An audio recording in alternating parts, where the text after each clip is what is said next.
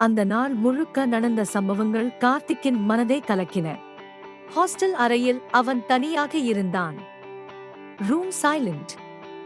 Fan சத்தம் மட்டும். Window அருகில் நின்று கொண்டு நகரத்தின் விளக்குகளை பார்த்தான். இதுதான் நான் கனவு கண்ட வாழ்க்கையா என்று அவன் மனதில் கேட்டான். இல் நடந்த பிரசன்டேஷன் நினைவுக்கு வந்தது. சிலர் சிரித்தது. தான் தடுமாறியது. அவன் கண்களில் கண்ணீர் விழுந்தது.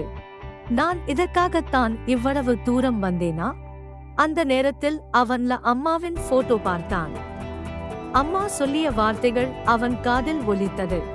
தோல்வி வந்தால் ஓடாதே, அதையே படியாக பயன்படுத்தி மேலே ஏறியும்.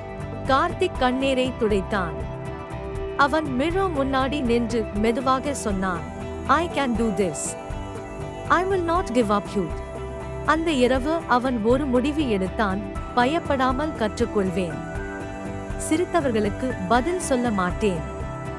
என் வெற்றியால் பதில் தருவேன்.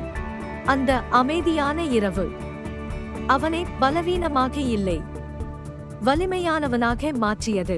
கார்த்திக் அந்த இரவு எடுத்த முடிவு அவன் வாழ்க்கையை மாற்றியது. இன்னும் என்ன நடக்கும்? அவன் கனவு நனவாகுமா? அடுத்த பகுதிக்கு காத்திருங்கள். இந்த கதை உங்களுக்கு பிடித்திருந்தால் லைக் பண்ணுங்கள், உங்கள் நண்பர்களுடன் ஷேர் செய்யுங்கள். மேலும் இப்படிப்பட்ட மோட்டிவேஷனல் தமிழ் ஸ்டோரீஸ்க்கு சப்ஸ்கிரைப் செய்ய மறக்காதீர்கள். உங்கள் ஆதரவுதான் எங்களுக்கு மிகப்பெரிய ஊக்கம்.